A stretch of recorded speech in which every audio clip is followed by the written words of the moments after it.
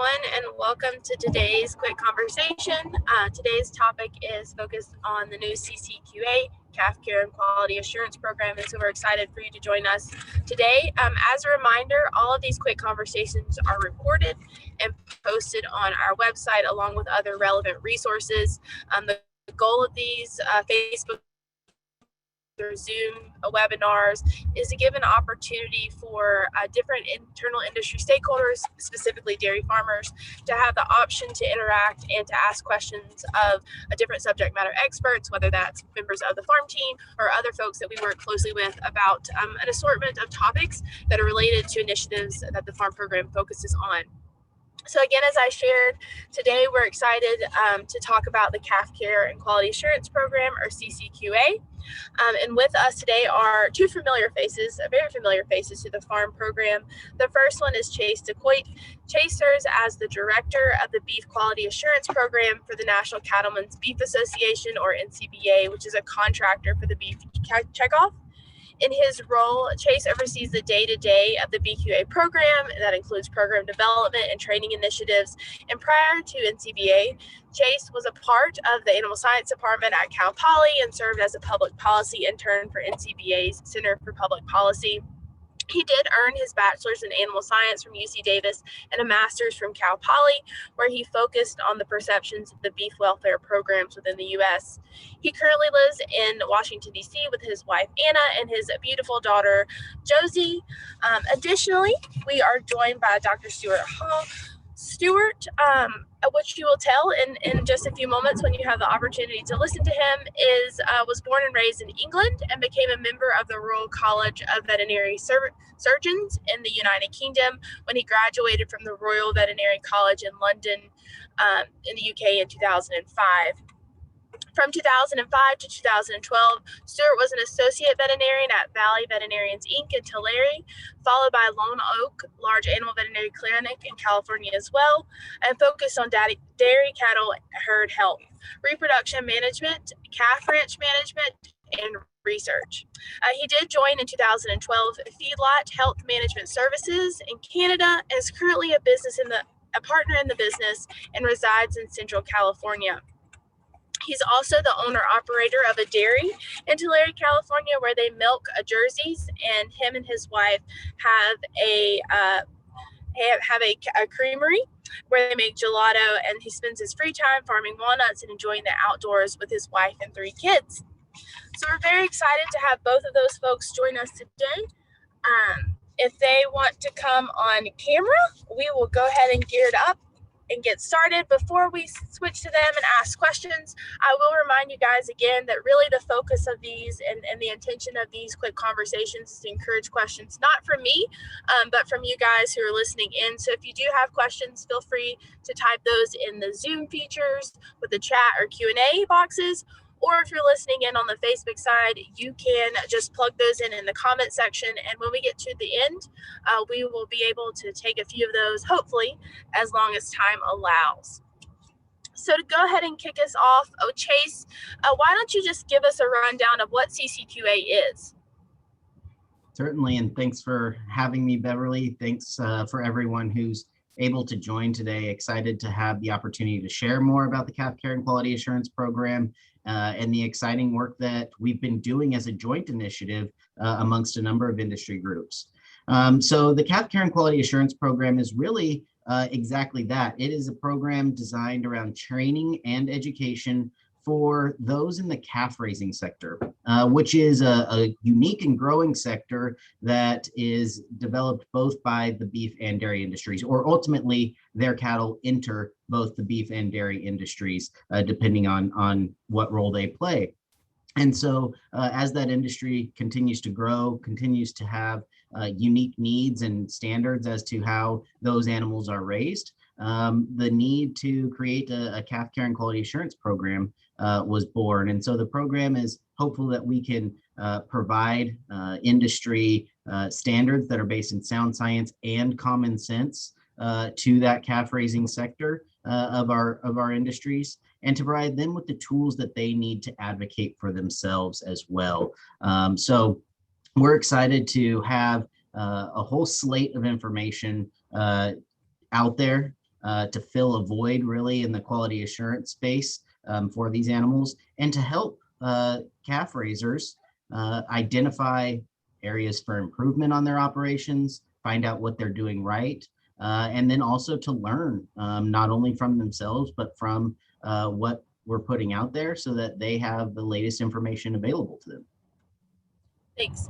And can you speak a little bit about why now? Why this part of the industry, of the dairy production industry, the beef industry, now are we focused on quality assurance in this specific calf space?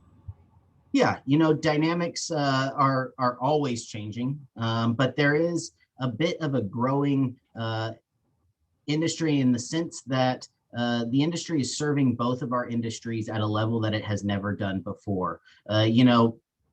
Going back in time, calf raisers generally would raise heifers to be sent back to the dairy and go through that process. What we're noticing more and more is that this segment of our industry is also developing steers and in some cases dairy heifers to end up in the beef supply chain as well. And so we need to also be cognizant of the impacts on meat and where these animals are going to be their ultimate end product, whether they will be in the dairy supply chain or the beef supply chain. Additionally, the industry started coming to us. They started coming to the beef quality assurance program that I manage, and they started coming to the farm program as well as others in the industry saying, we want a quality assurance program. There's a void here of a credible program that we can establish on our operations to make sure we're doing the right thing, to verify that we are actually doing the right thing. And there's also that growing voice of the animal rights advocates and others that are arguing that these practices that are established and in good welfare and sound science and common sense are fighting some of those industry standard practices. So it was in the best interest of all of our industries to get those practices on paper, have the foundational science behind them, and in some instances, spark the research that is necessary to further the industry. And you spoke a little bit about this at the end of that, but just maybe put a little more emphasis on what is the goal of this program and what we're trying to accomplish. Yeah, so at its core, we're trying to train, educate, and develop people to do the right thing, to follow industry standards, to implement best practices on their operations, but also to help ensure that this segment of the industry remains viable for years to come. It's a important aspect of the beef industry, and it's an important aspect of the dairy industry. And for both of our industries, we need to make sure that they have the tools to remain confident in their practices, but viable as a business as well, and that there's not ill-intentioned legislation, ill-intentioned supply chain maneuvers that don't allow for this segment of our industry. So all of those play a role in the goal of establishing a quality assurance program for the industry that we can all point to as responsible production. So what will be the outcomes, the deliverables from this collaboration?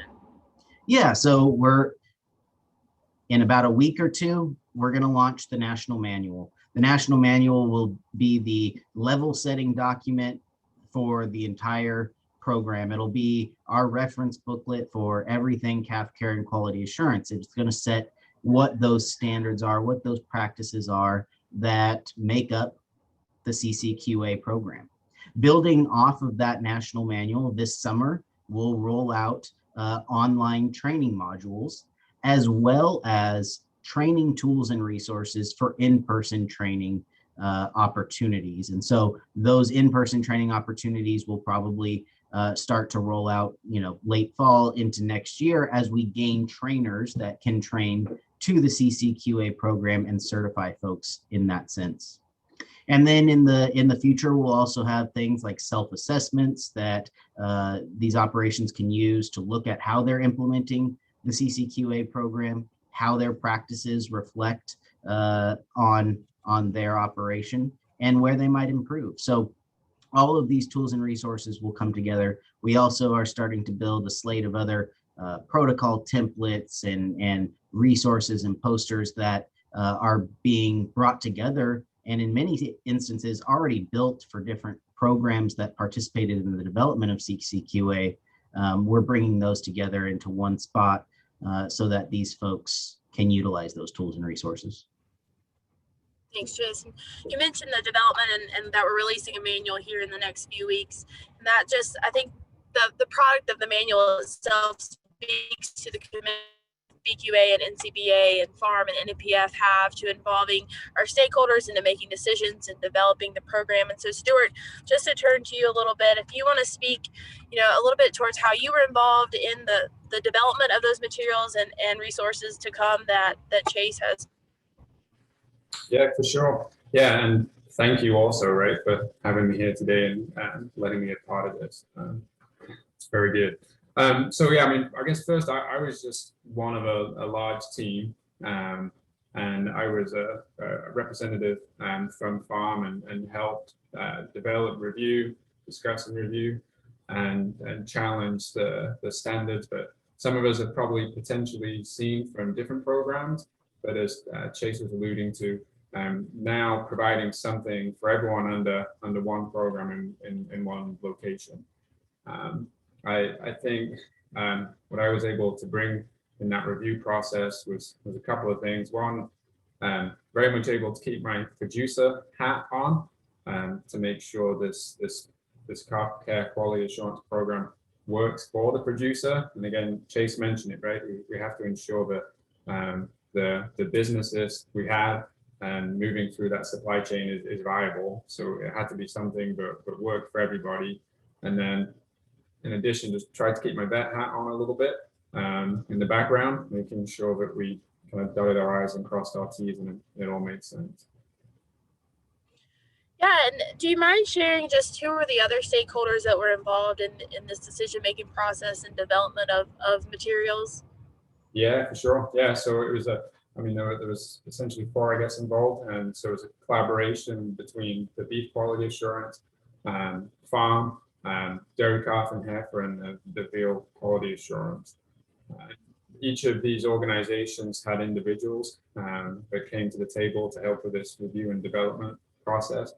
And I think between everyone, it covered the producer, the veterinarian, a little bit of academia, and then the supply chain also.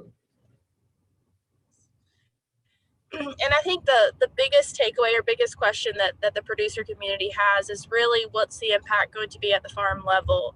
So, from your involvement and what you know at this point from things to come and the standards that are outlined within the manual, where, if there are any changes, do you see that you're implementing at your guys' farm? Yeah, great question, right? I mean, I think fortunate thing, as a farm participant, and I think the same would apply to a BQA certified producer.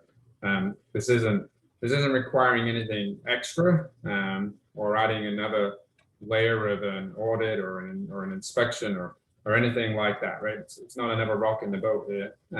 But I think is what it does instead is fill the gaps, right, for maybe different standards from different organizations and provides kind of one page.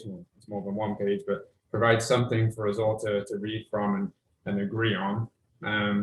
I think from my personal perspective as a producer, I think it's gonna allow me to hopefully do things better. There's very specific goals, and when folk get to see the manual, there's some nice little checklists, right, to make sure everything's gotten done and correct, and some cool references, and I hope that would be where it might challenge myself and others to try and do better things, as we see maybe what is attainable in different areas of the country, by engaging with your consultants, your veterinarian, your team, nutritionist, potentially to push the envelope a little bit and see if we can achieve better standards, So all great positive stuff from my perspective.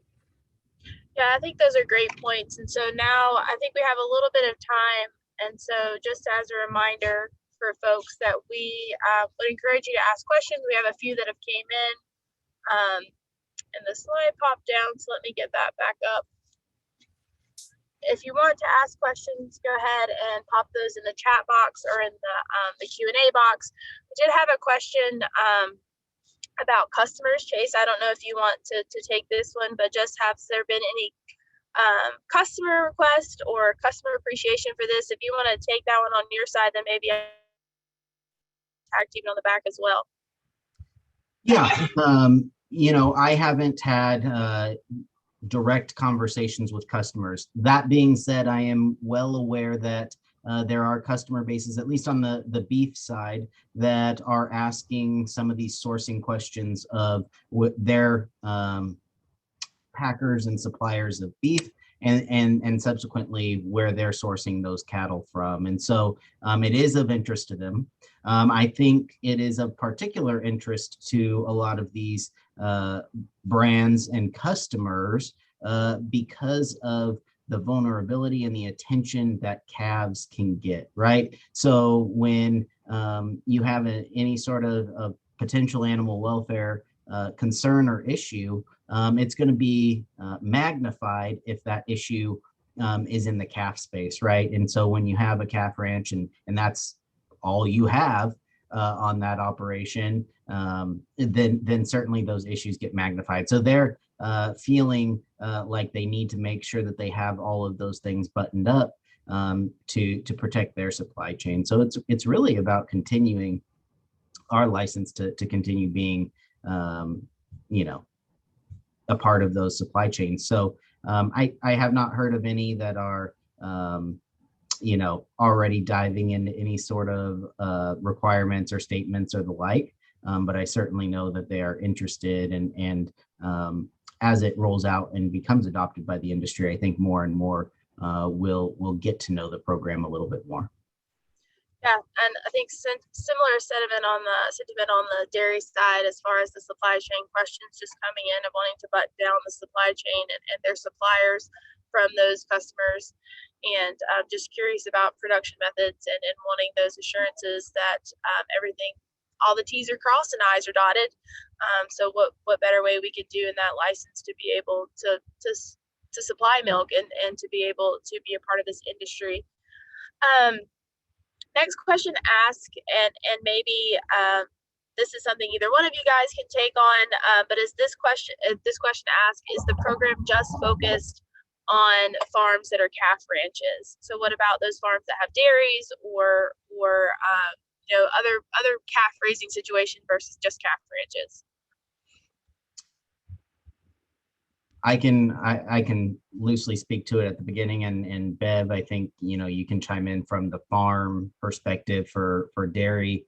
I think certainly the principles and the practices can be applied on those other settings.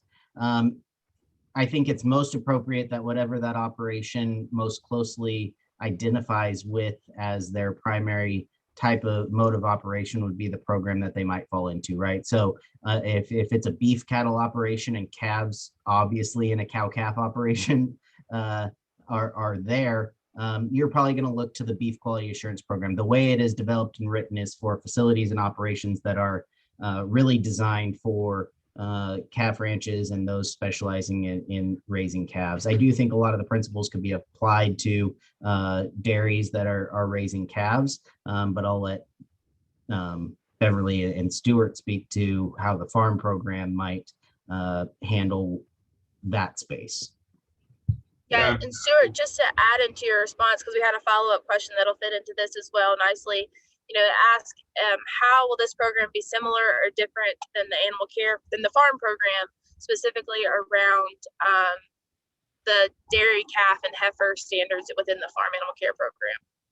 Mm-hmm. Yeah, for sure. Yeah, I mean, I think the neat thing is no producer isn't on an island with this, right? So it's not like it's just focused on the calf ranch. It crosses right over to the dairy, and I mean, I guess similar to what I said earlier. I mean that there's things on here that aren't new, and it's just pulling a lot of these different elements together so they are there on one page.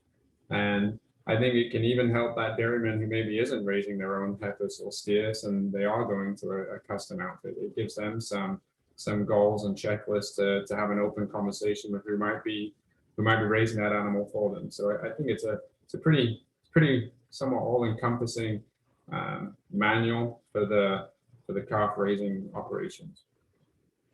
Yeah, and to follow up just a little bit on both of Chase and Stuart's comments is that within the animal care program, the farm program, we are committed to making sure that CCQA and the animal care standards are on the level playing field, that they're equivalent, that not within CCQA or not within farm will we ask something above and beyond what the other program is asking. So they would be more equivalencies that are to come, meaning that if you're participating in the farm program, it wouldn't be necessarily a requirement to go an additional beyond to have a CCQA evaluation down the road or meet any standards that you're not already meeting by participating in the animal care program. Another question that came in through Facebook is asking, there's lots of varying calf raising methods across the country. So how is this program, how is CCQA addressing that, the differences in production methods when making standards that relate nationwide or to be applied nationwide? Yeah, the goal is to be facility neutral, and the task force focused a lot on that, on the differences that are out there, on the need to be flexible enough or based in enough reality that it could be applied to any of those operations. And at the same time, we had to go with the available and sound science. And there may be areas where, people don't feel like it is necessarily written directly for them, but I encourage you to look at what the outcome is desired and how that can best be applied in the setting that you're in, right? So I think one thing that we all learned is there's also not a ton of research and science in some of the calf production methods and spaces. And so I think we're going to see a lot of that. We've already heard inquiries from university researchers and the like that are excited that this program is out there because it gives them reason and justification to start looking at some of these things so that we can put these practices to good science and really have a strong footing to stand on. I'm not sure, Stuart, if you have more to add there. Yeah, I mean, great point, Chase. I mean, I think one of the areas you highlighted was the desired outcome. I think the manual does a great job at pointing out some of those goals, objectives, and the outcomes we're looking for. I think hopefully that initiates a conversation, right, where that calf is coming first. This manual's for the calf, and hopefully then you can have those conversations with your team, whoever you go to try and work within your system to achieve the outcomes that the manual might be highlighting. Yeah, and just to highlight again, the stakeholders that Stuart talked about, and we worked in a collaborative effort, represented a wide variety of production methods and styles and where their role was in the calf raising industry, to try to get that diversity and input from those groups whenever making decisions, whether that was from producers or researchers in those different areas, so that we did address that from the get-go. I think we might have accomplished all of the questions or tackled all the questions except for one, and I think I can answer that question with this slide. So if you have additional questions about the CCQA program, those organizations that we listed off that were involved or those stakeholders, please feel free to check out the calfcareqa.org website for that information. The other things or thing that you can find on this website within the next 2 weeks, we will have that standards manual out. Again, that's just a manual that identifies best management practices around raising calves. That could be anything from a veal operation to on a dairy farm to an independent calf ranch. So that's where you'll find that information in that standards document. Additionally, some other deliverables, just a reminder, as Chase talked about earlier, we will have some some individual training modules that are to come, very similar to how folks are BQA certified. We will have those online modules or in person from trained facilitators that you'll be able to be certified as individuals with the CCQA course and information certification there. And then additionally this fall, we will have a self-assessment that farms can elect to participate in, being able to assess your operations against those standards that are outlined in that reference manual.